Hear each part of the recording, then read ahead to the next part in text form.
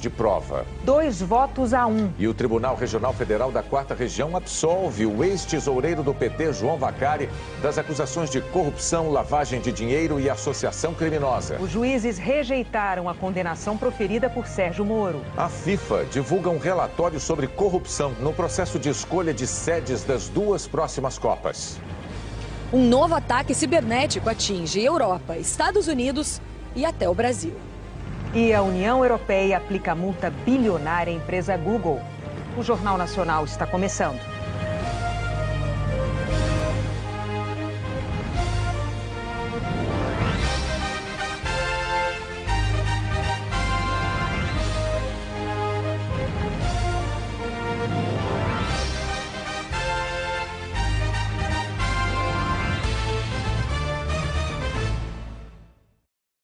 Esta terça-feira foi especialmente tensa em Brasília, que já tem vivido em altíssima tensão desde a divulgação da delação da JBS. A capital passou o dia sob o impacto da denúncia apresentada ontem pelo Procurador-Geral da República, Rodrigo Janot, contra o presidente Michel Temer por crime de corrupção passiva.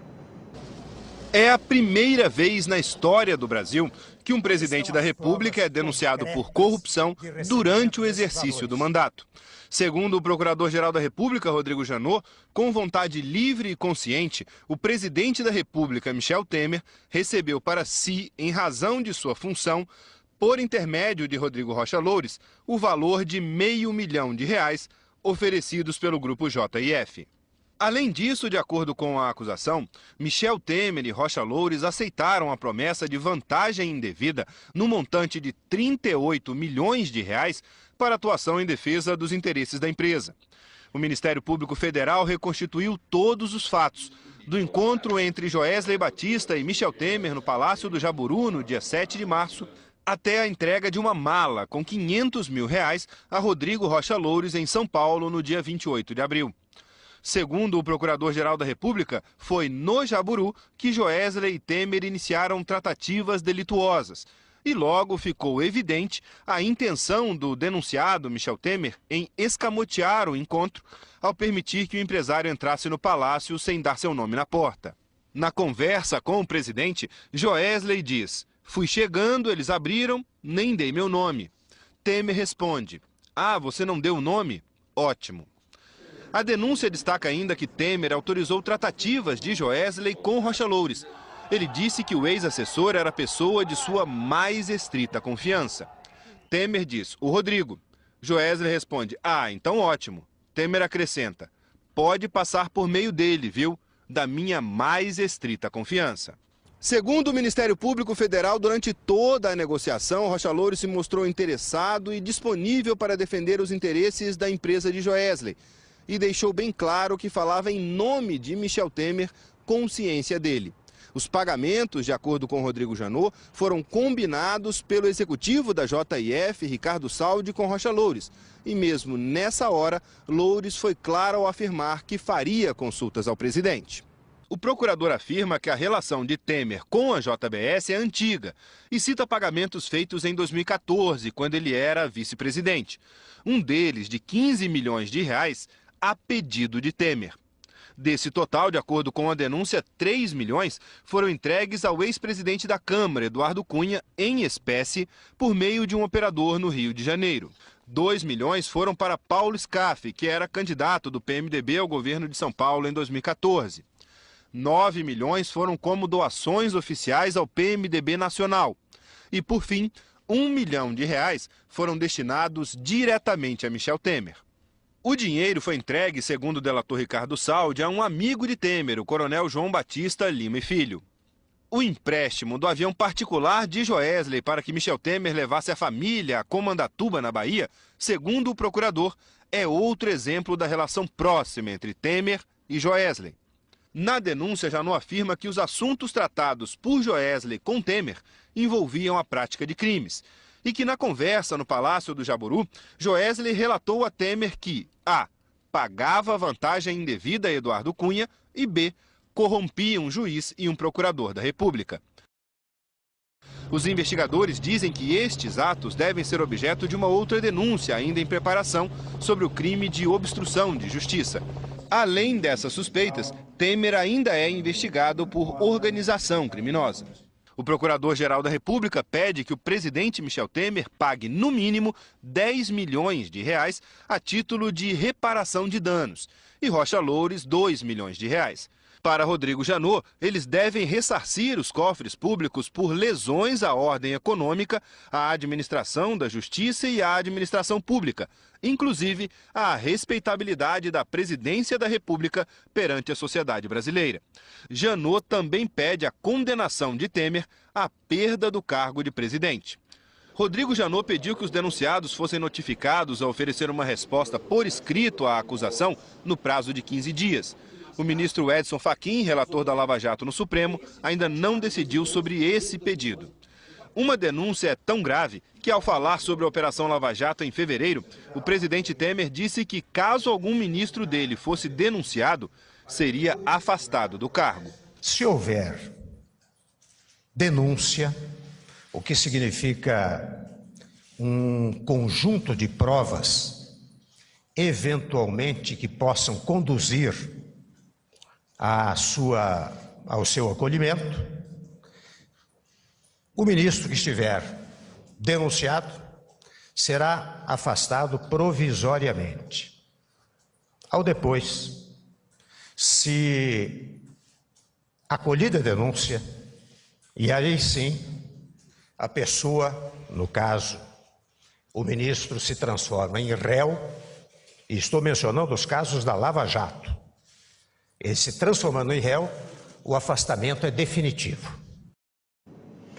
Além das delações dos executivos da JBS, Rodrigo Janot se baseou também nas gravações feitas por Joesley Batista antes do acordo com a Procuradoria, como o encontro com o presidente Temer no Palácio do Jaburu.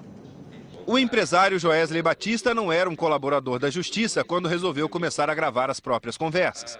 Nessa época, ainda não tinha procurado o Ministério Público Federal, não tinha assinado um acordo de delação, estava apenas se preparando. A primeira conversa que Joesley gravou foi com o ex-assessor de Michel Temer, Rodrigo Rocha Loures, no dia 6 de março. Nesse encontro, eles marcaram a ida de Joesley Batista ao Palácio do Jaburu. O ex-assessor já tinha falado com Michel Temer e, em conversa com Joesley, Loures informa: ele prefere te atender à noite no Jaburu, mais tarde, sei lá, a partir das 10 da noite, 11 horas. O principal objetivo de Joesley nesse encontro era falar dos pagamentos ao ex-presidente da Câmara, Eduardo Cunha, para que ele ficasse em silêncio, não falasse a respeito de fatos criminosos de que teria conhecimento. Joesley gravou a conversa e foi nela que, segundo a Procuradoria, Michel Temer indicou Rocha Loures para conversar com Joesley sobre os interesses da JBS junto ao governo federal. Depois da orientação de Temer, Joesley se encontrou 2 vezes com Rodrigo Rocha Loures. De acordo com a denúncia, o empresário disse que precisava resolver uma disputa com a Petrobras a respeito do preço do gás fornecido a uma termoelétrica do grupo JBS. O caso estava no CAD, o Conselho Administrativo de Defesa Econômica. Nessa hora, Rocha Loures liga e fala sobre a questão em viva voz com o presidente do CAD. Na sequência, Joesley ofereceu 5% do valor do negócio como pagamento. Joesley disse o seguinte: o Temer mandou eu vou falar é com você. Nós vamos abrir nesse negócio aí 5%. De acordo com a denúncia, Rocha Loures foi enfático ao responder: tudo bem, tudo bem. Para a Procuradoria-Geral da República, a situação era diferente de tudo o que já tinha acontecido na Lava Jato. O candidato a colaborador da Justiça, o empresário Joesley Batista, não estava falando de crimes já cometidos, mas de fatos em andamento, que, segundo os investigadores, demandavam ações imediatas. A Polícia Federal então se preparou para acompanhar e comprovar os pagamentos de propina. E como parte do acordo de delação premiada, Joesley Batista e Ricardo Saldi se dispuseram a participar das chamadas ações controladas, flagrantes e gravações com a participação da Polícia Federal. É o caso da cena já famosa de Rodrigo Rocha Loures recebendo a mala de dinheiro. Uma das primeiras reuniões que a Polícia Federal acompanhou foi entre o ex-assessor de Michel Temer, Rodrigo Rocha Loures, e o executivo da JF, Ricardo Saldi. De acordo com a denúncia do Ministério Público Federal, o teor da conversa entre Rodrigo Loures e Ricardo Saldi revela que Loures estava lá como representante de Michel Temer, referindo-se por várias vezes a ele como presidente, bem como demonstrando estreito relacionamento. E durante a conversa foram acertados os pagamentos pela ajuda junto ao CAD na disputa com a Petrobras. Na denúncia está dito que Ricardo Saldi lançou mão de anotações para orientar sua explanação e houve o detalhamento do esquema do pagamento da propina relacionado à resolução dos interesses de Joesley Batista junto às termoelétricas. 500 mil a R$1 milhão por semana durante 9 meses, o que daria 38 milhões de reais. Na conversa, Rodrigo Rocha Loures chegou a tratar com o colaborador Ricardo Saldi até sobre um possível encontro com Joesley Batista em Nova York com a participação de Michel Temer. Loures diz a Saldi: devo estar indo no dia 12 ou 13 para Nova York. Talvez o presidente vá no dia 15. Então, o que eu estou pensando? Eu vou falar com o presidente amanhã. Definidos os valores, era hora de acertar os pagamentos. O executivo da JF, Ricardo Saldi, disse a Rocha Loures que eles já tinham um crédito de R$500 mil.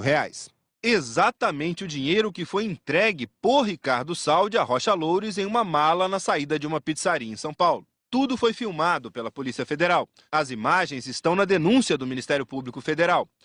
Depois de pegar a mala, Rocha Loures sai correndo, entra em um táxi e deixa o local. Estava consumado o crime de corrupção, segundo a investigação. O dinheiro, cujas fotos também aparecem na denúncia, foi devolvido depois que Rocha Loures foi preso. Agora, Rodrigo Janot deve apresentar denúncias novas contra o presidente. O inquérito investiga Temer também por crimes de obstrução de justiça e organização criminosa. Além de fazer uma denúncia contra o presidente da República por corrupção, o Ministério Público Federal encaminhou à Justiça Federal de Brasília um pedido de investigação sobre a atuação do CAD, o Conselho Administrativo de Defesa Econômica, e da Petrobras. O objetivo é apurar se a JBS foi favorecida na disputa que a empresa travava com a Petrobras no CAD. Isso porque, segundo a denúncia, em 13 de abril foi celebrado entre a Petrobras e a Âmbar Energia Limitada, empresa do grupo JIF, um contrato de compra e venda de gás natural que já contemplava os interesses defendidos por Joesley Batista.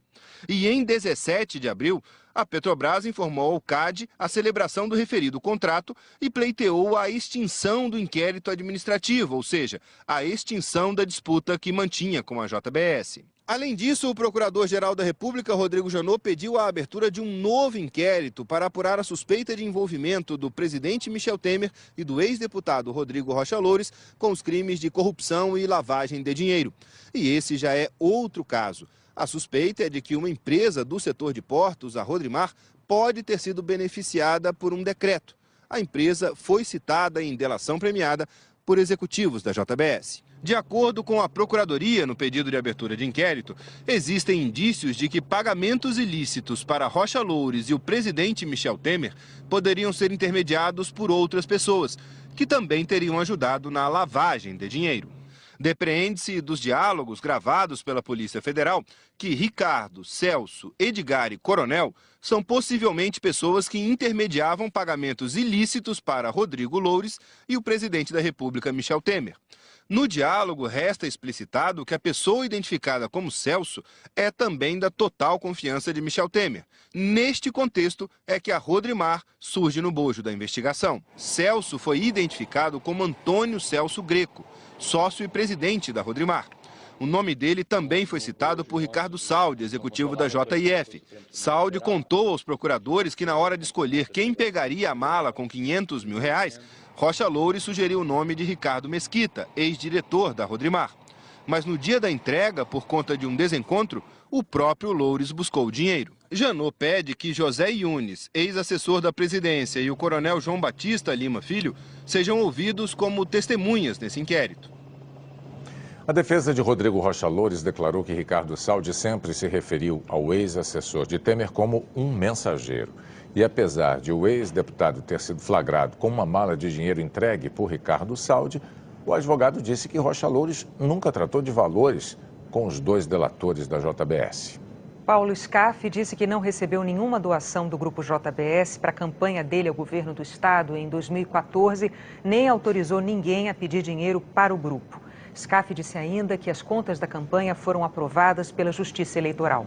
O CAD declarou que todos os atos processuais do Conselho foram conduzidos pela área técnica, dentro da legalidade e sem qualquer favorecimento. Declarou também que a ausência de parecer favorável à JBS deixa claro que eventuais planos de terceiros para influenciar decisões do Conselho não tiveram resultado.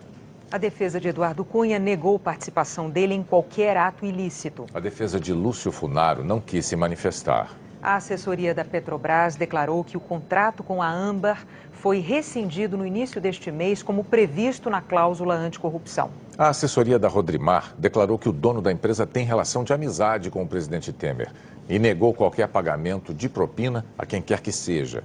Afirmou ainda que todos os contatos com órgãos governamentais estão em situação regular. José Yunes disse que tem 50 anos de atividade profissional, sempre baseada na ética e na lisura, e declarou que não tem nenhuma relação profissional com a Rodrimar ou qualquer outra empresa do setor de portos. Corrigindo, a Rodrimar diz que todos os contratos com órgãos governamentais estão em situação regular. Nós não conseguimos contato com Edgar Rafael Safdi e João Batista Lima e Filho. A perícia divulgou ontem trechos recuperados da conversa entre o presidente Temer e Joesley Batista que permitiram compreender melhor o contexto dos diálogos.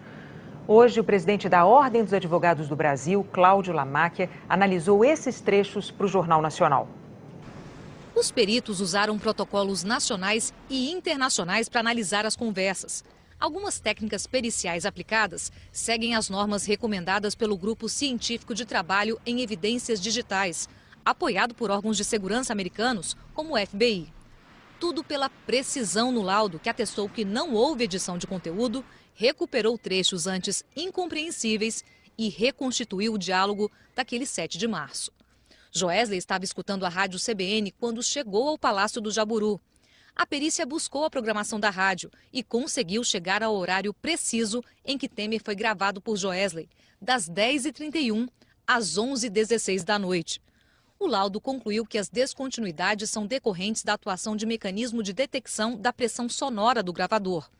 Isso significa que o gravador usado por Joesley é acionado pela voz e interrompe a gravação quando a conversa está em volume baixo demais. Ou seja, as interrupções são automáticas. Os peritos reforçam que não foram encontrados elementos indicativos de que a gravação tenha sido adulterada por meio de inserção ou supressão intencional de trechos de falas, ocorridas em outro momento ou em ambiente diverso. Durante esses 38 minutos e 48 segundos de conversa, a análise dos peritos permitiu compreender melhor o contexto dos diálogos e também esclarecer trechos, como, por exemplo, o que a Procuradoria-Geral da República entende ser o aval do presidente para a compra do silêncio de Eduardo Cunha. As expressões usadas, segundo a Polícia Federal, assumem papel decisivo na investigação. No documento, M1 se refere a Joesley e M2 a Temer. O empresário começa dizendo que zerou pendências com Cunha. Joesley diz: fiz o máximo que deu ali, zerei tudo. O que tinha de alguma pendência daqui para ali, zerou, tal. Temer concordou. Tudo. A resposta é um novo trecho recuperado pela perícia. Joesley segue. Liquidou tudo e ele foi firme em cima lá, veio, cobrou, tal.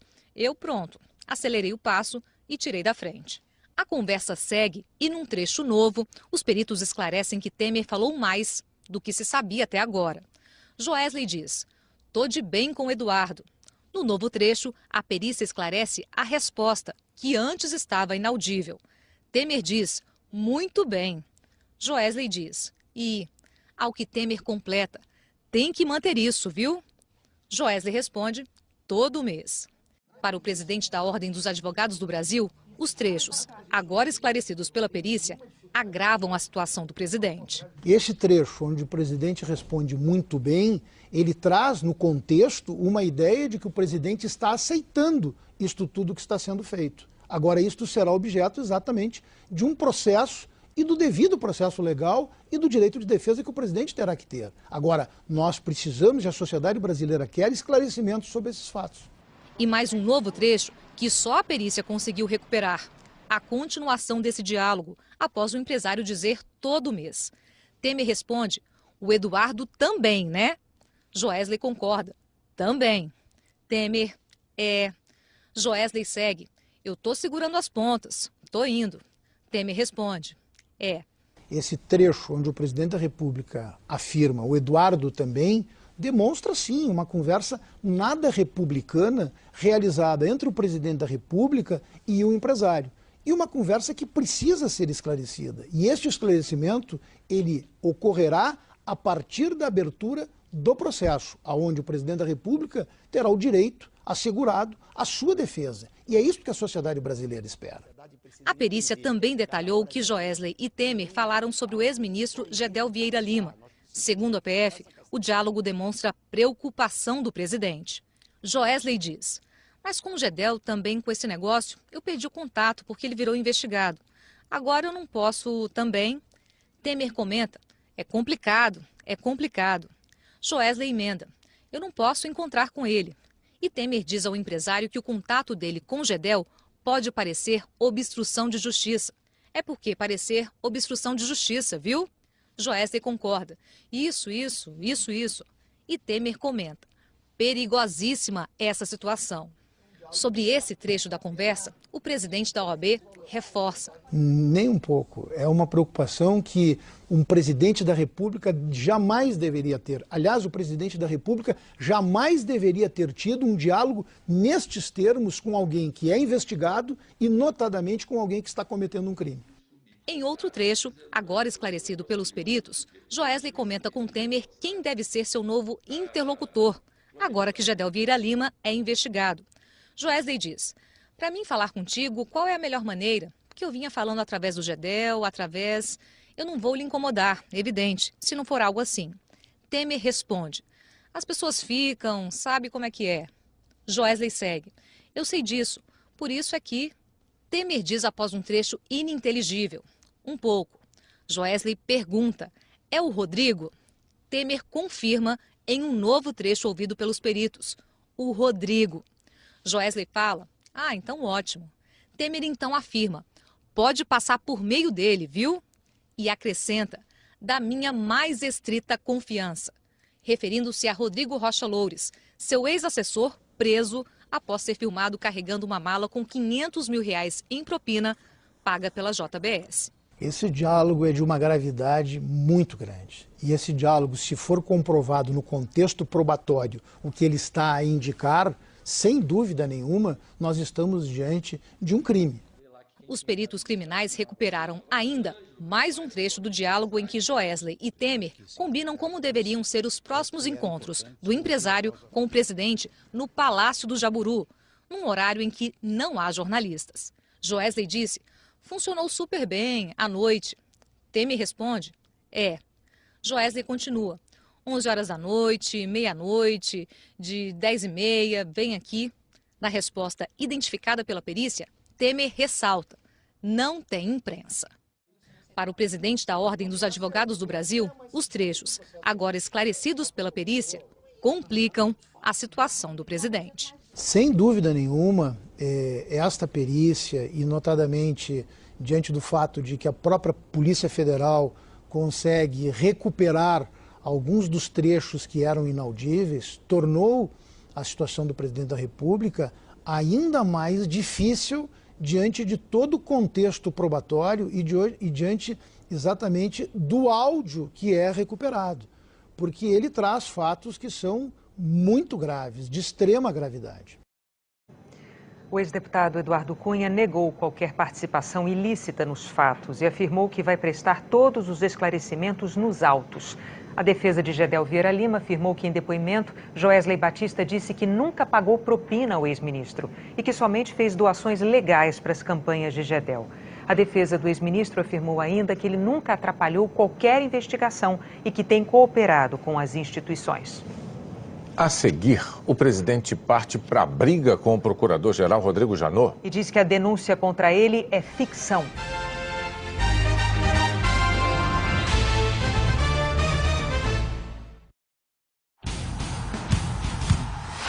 A segunda fase da Copa Sul-Americana foi definida em sorteio. o azar foi dos colombianos. Patriotas e Corinthians, no primeiro torneio internacional do time da Colômbia, eles vão ter que encarar toda a experiência do timão.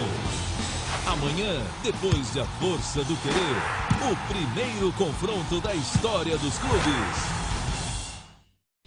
Oferecimento Ricardo Eletro, preço pra tudo de mochila notebook. Johnson & Johnson, faça sol ou faça sol, use Sundown. Itaú Card, descubra um universo de vantagens. Brahma, quando você se sente fabuloso, isso pede Brahma. Vivo, até o dobro de velocidade no seu 4G. E ofertas Chevrolet, grandes ofertas na palma da mão.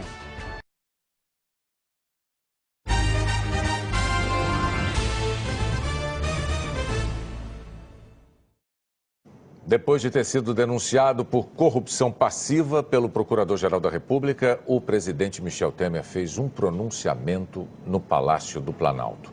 Temer disse que a denúncia é uma ficção e atacou o procurador Rodrigo Janot. O presidente fez menção a um ex-procurador que trocou a procuradoria por um escritório de advocacia que defende a JBS. O presidente Michel Temer está com a agenda de um tema só: a denúncia do procurador Rodrigo Janot contra ele. Temer intensificou as articulações. Ontem fez várias reuniões até tarde. Saiu do Planalto quase às 11h30 da noite. Hoje cedo nem apareceu no Palácio, permaneceu no Jaburu. Depois de se inteirar da denúncia, da perícia nos áudios e do relatório da Polícia Federal, o presidente mandou chamar o marqueteiro Elcinho Mouco. Com ele, ministros palacianos e assessores, Temer acertou o discurso de ataque feito à tarde no Planalto. Aliados que estavam em Brasília foram convocados na hora do almoço. Os parlamentares de 10 diferentes partidos foram levados ao gabinete presidencial. Temer pediu pressa na votação da denúncia e, com eles, apareceu para falar. O presidente disse que a denúncia é uma ficção, uma trama de novela, um trabalho trôpego da Procuradoria e que não há provas contra ele. E exatamente neste momento em que nós estamos colocando o país nos trilhos, é que somos vítimas, né, dessa infâmia de natureza política. Os senhores sabem que eu fui denunciado por corrupção passiva. Notem, vou repetir a expressão, corrupção passiva, a esta altura da vida, sem jamais ter recebido valores, nunca vi o dinheiro e não participei de acertos para cometer ilícitos. Onde estão as provas concretas de recebimento desses valores? Inexistem.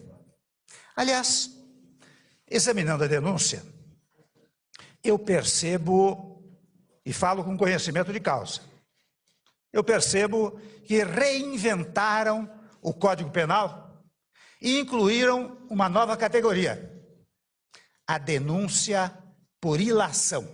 Se alguém cometeu um crime, e eu o conheço, ou quem sabe se eu tirei uma fotografia ao lado de alguém, logo a ilação é que eu sou também criminoso.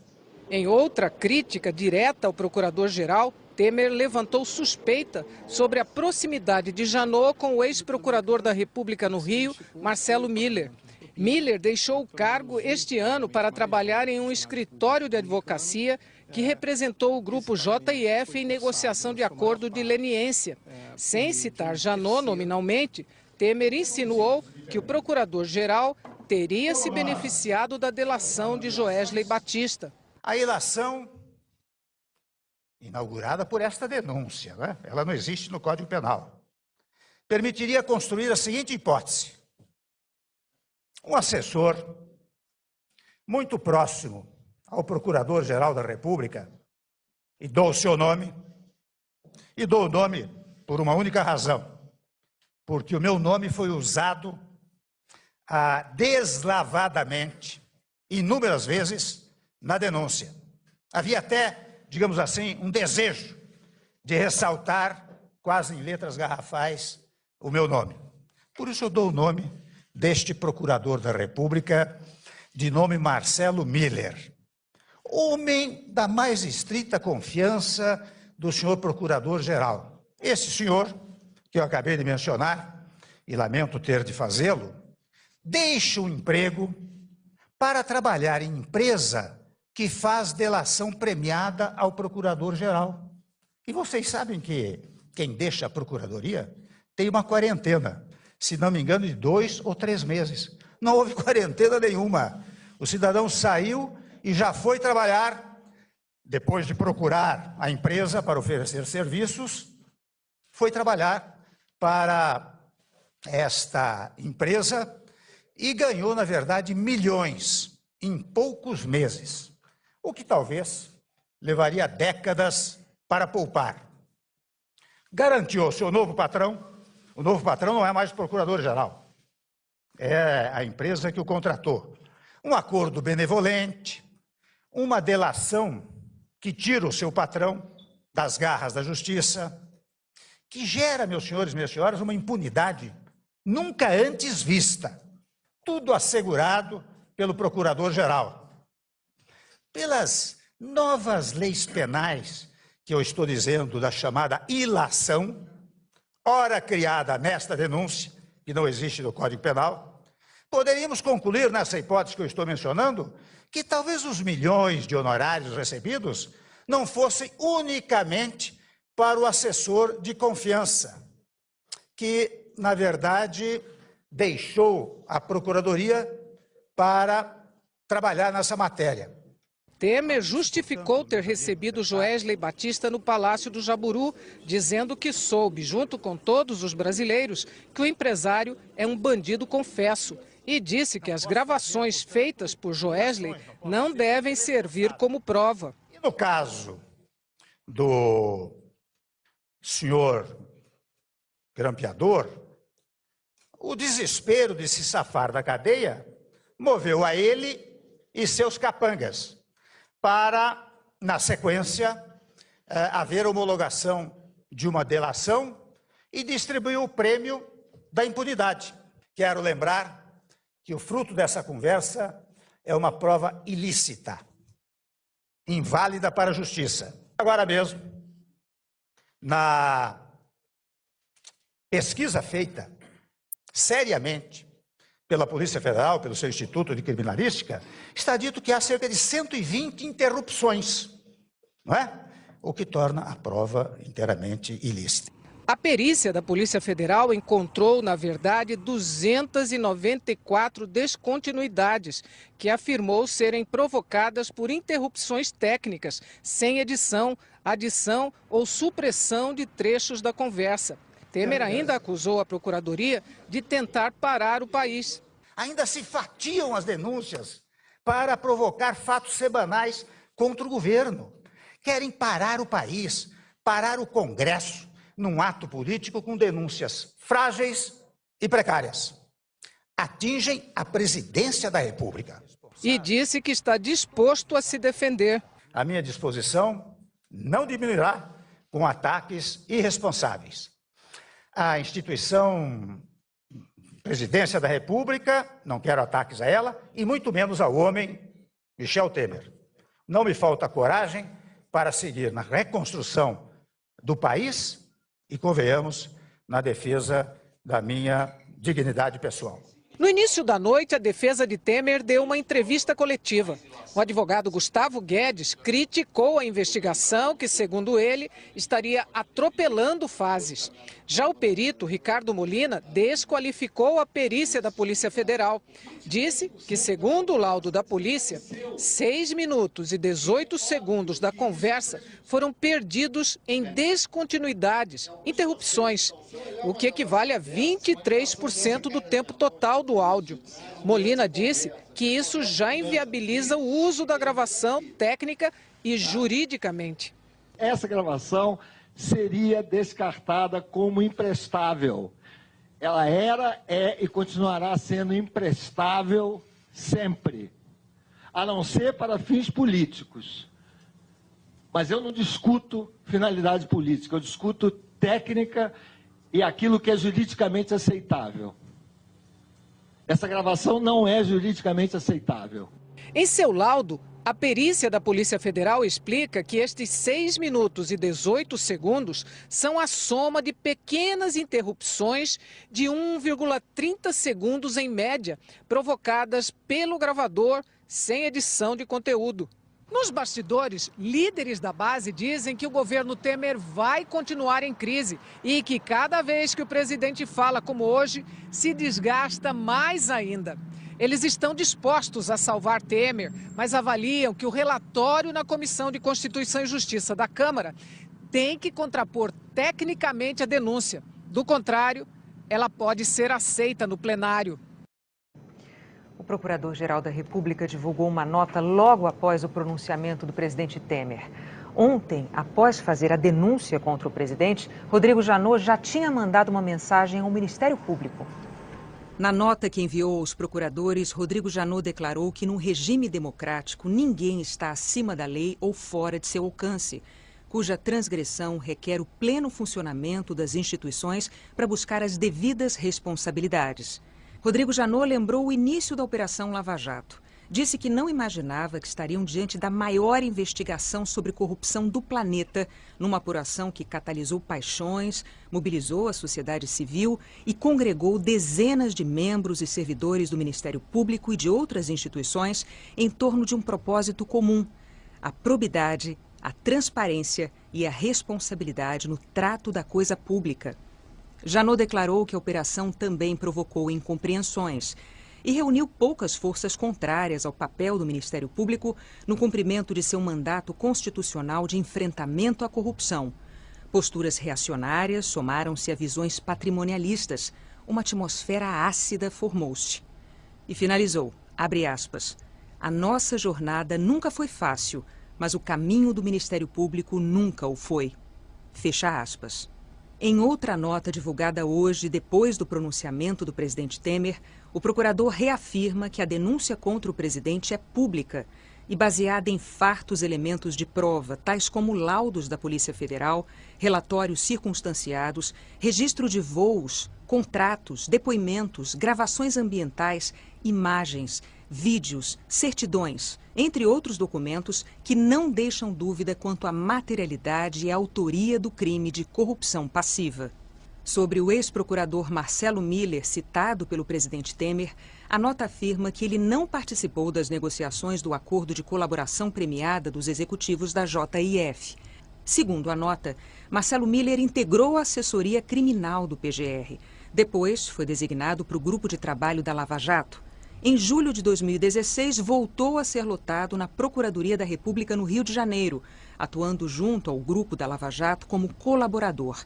E em fevereiro desse ano, pediu a exoneração do cargo de Procurador da República, sendo efetivada em 5 de abril. Rodrigo Janot finaliza a nota desta terça-feira, dizendo que reafirma o compromisso do trabalho realizado como chefe do Ministério Público da União, com o propósito de garantir a probidade, a transparência e a responsabilidade no trato da coisa pública. Também numa nota, o ex-procurador Marcelo Miller declarou que não cometeu nenhum ato irregular.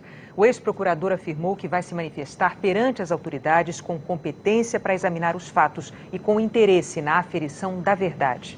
O escritório Trench Rossi, para o qual o ex-procurador Marcelo Miller trabalha, declarou que não participou do processo de colaboração premiada dos executivos da JBS e que se retirou das negociações do acordo de leniência do Grupo JIF com o Ministério Público Federal.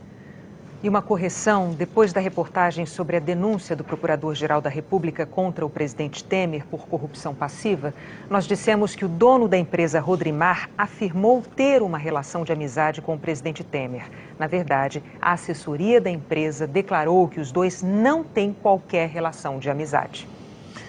Bom, o pronunciamento do presidente Michel Temer desta tarde repercutiu na Câmara, que vai autorizar ou não o inquérito contra ele. No Congresso, a reação ao pronunciamento de Temer foi imediata. Governistas elogiaram a linha adotada pelo presidente. Pronunciamento seguro, firme, inteligente e de um homem indignado. Ele não aceita, de forma nenhuma, ofensas à instituição presidência da República. Quando uma instituição chamada Presidência da República, como a família, ou como o Exército, é atacada dessa forma, o presidente iria prevaricar se não reagisse pela instituição Presidência da República e pelo Brasil que está saindo da crise. A oposição criticou, pedindo a saída de Temer. O que está acontecendo com o país é muito grave. Mais grave ainda quando o presidente, em entrevista coletiva que acabou de terminar, dizer que por cima de pau e pedra fica no carro. Chegando a denúncia aqui, nós queremos entrar nesse debate e oferecer as saídas para o país. Não tem como continuar esse governo. Ele já foi. Ele caiu. A Comissão de Constituição e Justiça terá que dar o parecer sobre a denúncia contra Temer. O deputado Jones Martins, do PMDB do Rio Grande do Sul, é um dos favoritos do Planalto a assumir a relatoria da denúncia na comissão. Nas eleições de 2014, Jones recebeu uma doação do presidente Michel Temer de R$100 mil. Não se elegeu e hoje está no cargo de deputado porque é suplente do PMDB. A doação foi uma doação legal, doação comprovada na prestação de contas. Isso não me vincula ou desvincula a nada. A oposição reagiu. O relator tem que ter autonomia, não pode ter vínculo, muito menos financeiro, com o presidente da República, ou melhor, com o denunciado. O presidente da comissão disse que, mesmo sendo do PMDB, partido de Temer, não vai aceitar interferência do governo e só vai escolher o relator quando a denúncia chegar. Mas estabelecemos critérios que devem ser adotados nessa escolha.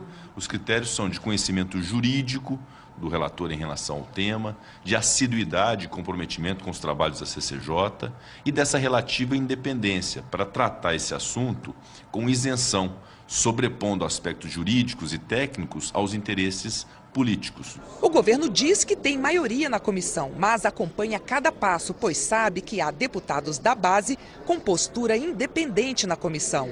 Diante da denúncia e dos novos fatos, a sessão na Comissão de Constituição e Justiça foi repleta de críticas ao governo hoje. Foi feito assim com o ex-presidente da Casa, Eduardo Cunha, foi feito no impeachment da presidente Dilma e agora, pela forma inédita do que um presidente da República sendo denunciado pela Procuradoria-Geral da República, com áudios periciados pela Polícia Federal, já disseram que não há nenhuma edição no áudio, não houve nenhuma maquiagem no áudio, então a situação é muito grave. Por isso, os governistas já começaram as substituições. O Solidariedade trocou o Major Olímpio pelo deputado Áureo, líder do partido. Eu fui substituído, eu não tenho a menor dúvida que é exatamente pela certeza do governo. Não compactou com crime, com banditismo.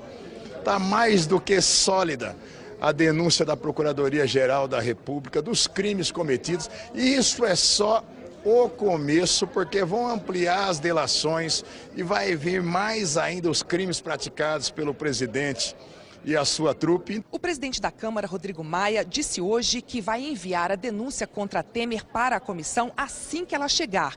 Como são esperadas mais denúncias contra Temer, os governistas estão articulando para que os casos sejam analisados juntos na Comissão de Constituição e Justiça, uma forma de diminuir o desgaste do governo. Mas essa decisão sobre juntar as denúncias ainda não foi tomada porque o regimento da Câmara não é claro e qualquer decisão poderá ser questionada. Como o caso é inédito, Maia pediu hoje à Secretaria-Geral da Câmara um parecer sobre como deve ser o rito de votação, quando a denúncia chegar ao plenário. A denúncia contra Temer foi destaque na imprensa dos Estados Unidos e da Europa. O Brasil se prepara para uma nova turbulência política, publicou o britânico The Guardian, com o primeiro chefe de Estado em exercício do país acusado formalmente de um crime. A rede BBC lembra que Temer sofreu uma série de acusações desde que assumiu o governo, mas estas são as primeiras denúncias formais. Logo no começo da reportagem sobre a denúncia contra Temer, o americano The New York Times cita Rodrigo Janot, que diz que o presidente ajudou a comprometer a imagem do Brasil. Também diz que isso tudo é um mau sinal para um governo que tem um plano ambicioso de austeridade, que Temer diz ser necessário para revitalizar a economia brasileira. E o The Wall Street Journal traz a notícia na capa, junto com uma foto de Temer, na manchete se lê: turbulência política do Brasil se aprofunda. Na França, o jornal Le Monde diz que o presidente ontem parecia se dirigir à justiça, ao dizer, em tom arrogante, que nada vai nos destruir. O espanhol El País considera que, ao contrário de Dilma, Temer tem mais chances de sobreviver na votação do Congresso, já que uma parte importante dos parlamentares e a maioria dos partidos também está coberta de lama. O ministro do Supremo Tribunal Federal, Luiz Roberto Barroso, autorizou a abertura de inquérito para apurar o suposto envolvimento do senador Edson Lobão, do PMDB, em irregularidades em fundos de pensão de estatais. A Procuradoria-Geral da República suspeita que Lobão seja sócio oculto de uma empresa com sede nas Ilhas Caimã, que é um paraíso fiscal, e que tenha usado sua influência para ajudar a empresa a captar recursos nos fundos de pensão. A defesa do senador afirmou que a Procuradoria se baseia em ilações e que Lobão não tem nenhuma responsabilidade sobre a empresa. Um grupo de senadores recorreu hoje contra o arquivamento do pedido de cassação de Aécio Neves, do PSDB. O recurso foi entregue pelos senadores Randolfo Rodrigues, da Rede, e João Capiberibe, do PSB. Eles são contra a decisão do presidente do Conselho de Ética. Na semana passada, João Alberto Souza, do PMDB, arquivou a representação que pedia a cassação do mandato do senador afastado Aécio Neves, do PSDB. O presidente do Conselho de Ética alegou falta de provas. Aécio Neves foi denunciado no início deste mês pela Procuradoria-Geral da República pelos crimes de corrupção passiva e obstrução à justiça. A denúncia se baseia nas delações dos empresários da JBS, que afirmam que o senador pediu e recebeu R$2 milhões em dinheiro para defender os interesses da empresa. 5 senadores titulares do Conselho assinaram o recurso. Trata-se de uma medida autoritária, não é? O presidente da Comissão de Ética, que já está há mais de 10 anos na frente dessa comissão, não tem o direito de esquecer que existe um plenário. Nós estamos convencidos de que, se recebimento de propina não for quebra de decoro parlamentar, nada mais é. Então, o que nós aguardamos agora é que o presidente do Conselho de Ética, o quanto antes, convoque o Conselho para se reunir. Quase na mesma hora em que os senadores protocolaram o recurso, a assessoria do presidente do Conselho informou em nota que o senador João Alberto foi internado às pressas e deve fazer uma cirurgia do coração para a colocação de um marca-passo. Se ele se afastar por licença médica, o vice-presidente Pedro Chaves, do PSC, que também assinou o recurso, assume o Conselho. No regimento do Conselho de Ética não há um prazo definido para que o recurso seja votado. Quando isso for feito, o Conselho vai decidir por maioria simples se aceita a representação contra Aécio Neves ou se mantém a decisão do presidente do Conselho de arquivar o pedido. Caso a representação seja aceita, Aécio Neves será notificado e terá 10 dias úteis para apresentar a defesa. Será escolhido por sorteio um relator, que não poderá ser nem do partido de Aécio, o PSDB, nem dos partidos que entraram com a representação, Rede e PSOL. A defesa de Aécio Neves declarou que as acusações foram feitas por criminosos confessos em busca de benefícios da delação premiada. Segundo a defesa, as investigações vão mostrar que o empresário Joesley Batista ofereceu um empréstimo a Aécio e que essa operação não envolveu recursos públicos nem pagamento de propina. A seguir, o ex-tesoureiro petista João Vacari é absolvido em segunda instância. O ex-presidente da CBF é citado várias vezes num relatório da FIFA sobre corrupção.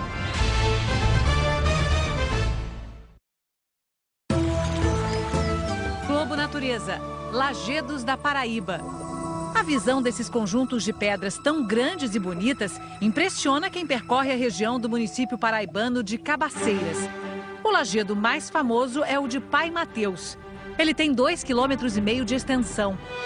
Mais de 100 pedras com até 50 toneladas se espalham pelo lugar, algumas desafiando a gravidade. Em outro lajedo, o Manuel de Souza, homens pré-históricos deixaram registros da vida deles. A formação rochosa que mais intriga os visitantes é essa, chamada de Saca de Lã.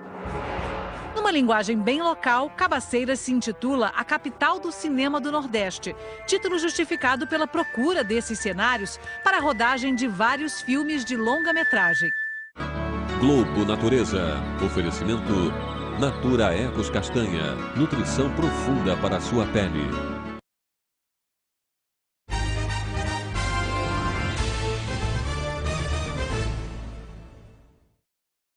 O Tribunal Regional Federal da 4ª Região, em Porto Alegre, absolveu o ex-tesoureiro do Partido dos Trabalhadores, João Vacari Neto. Ele tinha sido condenado em primeira instância pelo juiz Sérgio Moro por corrupção, lavagem de dinheiro e associação criminosa. Mas 2 desembargadores consideraram que as provas foram baseadas somente em delações premiadas. O ex-tesoureiro do PT, João Vacari Neto, e mais 9 réus foram condenados em setembro de 2015 pelo juiz Sérgio Moro na primeira condenação da história da Lava Jato. Vacari pegou 15 anos e 4 meses de prisão. Moro considerou que as doações eleitorais oficiais feitas por empreiteiras ao PT por meio de Vacari saíram do esquema de corrupção na Petrobras. E diz que usou como prova o fato de que as doações coincidiam com os desembolsos da Petrobras para as empreiteiras. A acusação tomou como base os depoimentos de 6 delatores. Na época, Moro disse na sentença que as acusações também encontram corroboração na prova material das doações, nas circunstâncias objetivas de sua realização e ainda na prova material da entrega de valores, por outra empreiteira e em circunstâncias subreptícias. A defesa do ex-tesoureiro do PT recorreu à segunda instância, o Tribunal Regional da 4ª Região, em Porto Alegre. No começo do mês, o relator, o desembargador João Pedro Gebran, votou pelo aumento da pena de Vacari. Para ele, as provas foram suficientes, representadas pelas delações e outros elementos. E um dos outros 2 desembargadores, Leandro Paulsen, votou pela absolvição do ex-tesoureiro do PT. Hoje, o desembargador Vitor Laus desempatou a votação e inocentou João Vacari Neto. Paulsen e Laus entenderam que os delatores não apresentaram provas do que disseram contra o ex-tesoureiro. Dos 5 réus que recorreram, Vacari foi o único absolvido hoje. Mas continuará detido porque tem ainda mais 2 prisões preventivas. João Vacari está preso desde abril de 2015. Ele já foi condenado pelo juiz Sérgio Moro em outros 4 processos, com penas que somam mais de 30 anos de cadeia. E também é réu em mais 4 processos em andamento na Lava Jato, em Curitiba. O Ministério Público Federal, em Porto Alegre, disse que vai recorrer ao Superior Tribunal de Justiça. O juiz Sérgio Moro e a Força-Tarefa da Lava Jato, em Curitiba, disseram que não vão se manifestar. A defesa de João Vacari Neto afirmou que a justiça foi realizada porque a acusação e a sentença foram baseadas somente na palavra de delator, sem provas, e que vai pedir a libertação do cliente. O Partido dos Trabalhadores afirmou que a absolvição mostra o cuidado que deveria ser tomado pelas autoridades antes de aceitar delações premiadas que não são acompanhadas de provas. O partido afirmou ainda que a decisão de segunda instância também chama a atenção quanto ao que classificou de uso abusivo de prisões preventivas, que, segundo o PT, submetem pessoas injustamente à privação de liberdade. O PT declarou ter certeza de que a verdade prevalecerá no fim do processo. O vice-procurador-geral eleitoral, Nicolau Dino, foi o mais votado na eleição que formou a lista de 3 indicados para suceder o procurador-geral da República, Rodrigo Janot. Vamos então a Brasília conversar com a Giovana Teles, ela tem novas informações sobre esse assunto. Olá, Giovana, boa noite. Boa noite, Renata. Boa noite a todos. Olha, a importância dessa escolha é que o próximo procurador é quem vai levar a Lava Jato adiante a partir de setembro, quando termina o mandato de Rodrigo Janot. O mais votado, o primeiro mais votado, Nicolau Dino, era o candidato de Janot. E o resultado mostra a força do atual procurador-geral da República no Ministério Público. Em segundo lugar, ficou Raquel Dodge, subprocuradora da área criminal. Ela tem o apoio de políticos da cúpula do PMDB, inclusive de alguns investigados na Lava Jato. O terceiro mais votado foi Mário Bonsalha, que atua também na área criminal no STJ. E na última eleição, em 2015, ele foi o segundo mais votado. Agora, os 3 nomes vão ser encaminhados para o presidente Michel Temer. Ele não tem data, não tem prazo para fazer essa escolha, nem é obrigado a indicar o novo procurador-geral a partir dessa lista. Mas desde 2003, todos os presidentes têm escolhido o mais votado da lista tríplice. Em maio do ano passado, Temer informou pela assessoria dele que iria manter essa escolha do mais votado da lista. Hoje a gente perguntou sobre isso novamente. A assessoria do Palácio do Planalto informou que não iria comentar. Depois da indicação do presidente da República, o nome do procurador precisa ser aprovado por maioria absoluta no Senado. Renata, Bonner. Giovana Teres trazendo as informações sobre a lista tríplice votada com os candidatos para ocupar a Procuradoria-Geral da República a partir de setembro, Bonner. É isso aí. A Polícia Federal analisou o GPS do avião interceptado pela Força Aérea Brasileira com mais de 600 quilos de cocaína no interior de Goiás. Os dados mostram que, ao contrário do que o piloto disse inicialmente à FAB, o bimotor não partiu de uma fazenda arrendada pelo ministro da Agricultura, Blairo Maggi. Os investigadores suspeitam que a droga trazida da Bolívia iria para São Paulo e depois para os Estados Unidos ou para a Europa. E a Justiça concedeu habeas corpus ao presidente da Confederação Brasileira de Desportos Aquáticos, Quaraci Nunes, e mais 3 ex-dirigentes da CBDA.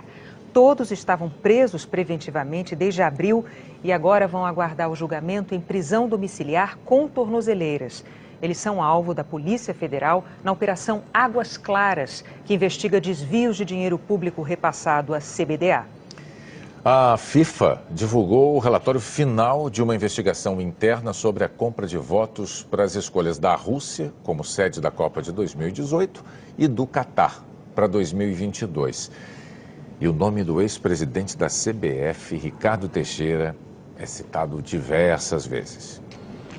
Segundo o relatório de 353 páginas, Ricardo Teixeira violou 6 artigos do Código de Ética da FIFA.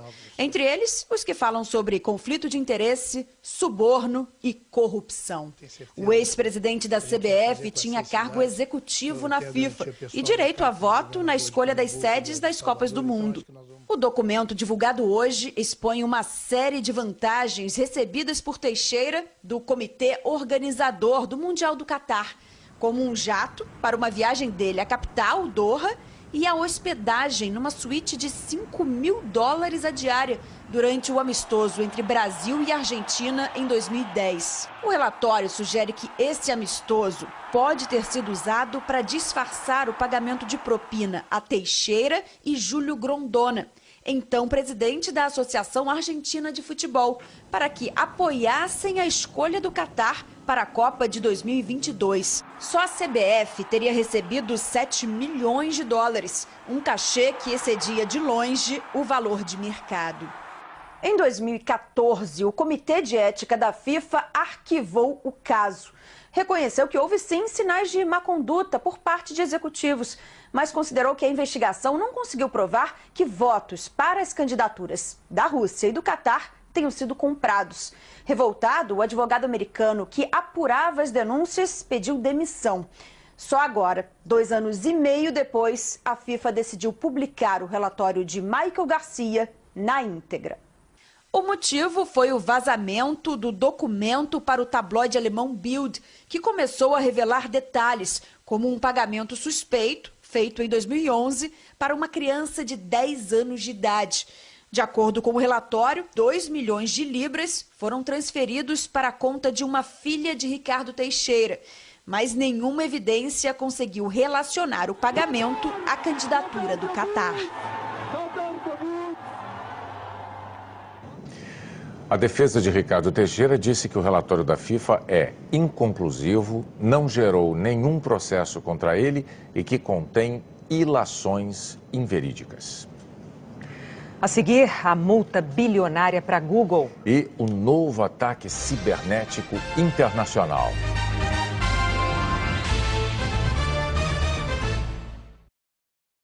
Sabe aquelas coisas que acontecem assim, do nada? Vocês estão lá, apaixonados, namorando há anos, até que ele se ajoelha e diz: quer casar comigo? Ou quando seu filho, que passou na autoescola depois de repetir 5 vezes, pega o seu carro emprestado e fala: acho que bati. Pois é, a vida é cheia de imprevistos.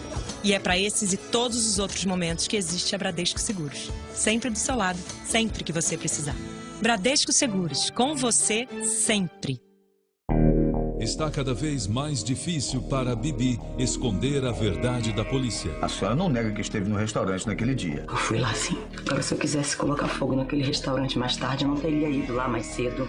Eu não sou estúpida, doutor. E Irene quer atrapalhar a viagem romântica de Joyce e Eugênio. Estão indo amanhã. Você ainda acha que pode evitar essa viagem? Eu posso não. Eu vou. Hoje mesmo. Daqui a pouco, a força do querer.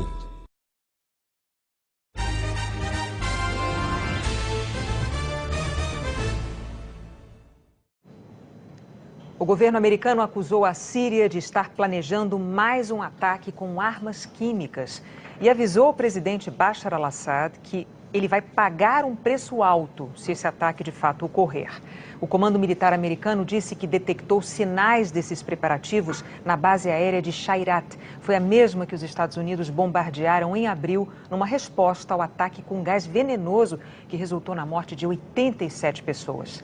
A Síria nunca admitiu responsabilidade por esse ataque. A Comissão Europeia multou a Google em quase 2,5 bilhões de euros. Isso dá 9 bilhões de reais, mais ou menos. A empresa é acusada de ter se aproveitado da liderança que mantém entre os mecanismos de buscas na internet para favorecer o próprio serviço de comparação de preços. Quando alguém procurava informações sobre um determinado produto, o Google Shopping aparecia no topo da lista de pesquisas. A comissão considerou isso lesivo a outros sites de vendas online. A empresa negou as acusações e estuda a apresentação de um recurso contra a punição. Empresas em vários países foram alvo de mais um grande ataque cibernético nesta terça-feira. Quem tentou sacar dinheiro de caixas eletrônicos na Ucrânia foi saudado com uma mensagem dos hackers, exigindo o equivalente a R$1.000 para ter acesso à conta bancária. Lá o vírus se espalhou tanto que já é considerado o pior ataque cibernético da história do país. Até a usina nuclear desativada de Chernobyl foi atingida. Os testes de radiação, que são constantemente realizados de forma eletrônica, estavam sendo feitos manualmente. O site e o painel de voos do aeroporto da capital Kiev saíram do ar e dezenas de voos atrasaram. Os ataques se alastraram também pela Rússia, Noruega, Romênia, Espanha, Holanda, Reino Unido e Estados Unidos. O Departamento de Segurança Interna americano está monitorando a ameaça. Por aqui, pelo menos 2 empresas, uma do setor farmacêutico e um escritório de advocacia, declararam ter sido alvo dos hackers. Há pouco mais de um mês, o vírus WannaCry atingiu mais de 230 mil computadores em 150 países. Os especialistas veem semelhanças entre o ataque de maio e o de hoje. Nos 2 casos, criminosos sequestraram dados digitais e pediram resgate. Em maio, a rede de computadores dos hospitais públicos ingleses foi derrubada. Hoje foi a vez do vírus Petya paralisar as 8 unidades do Hospital de Câncer de Barretos, espalhadas pelo Brasil. Bom, para hoje tá bom, né? O Jornal Nacional termina aqui. O Jornal da Globo é logo depois da série Os Dias Eram Assim. Boa noite. Boa noite, até amanhã.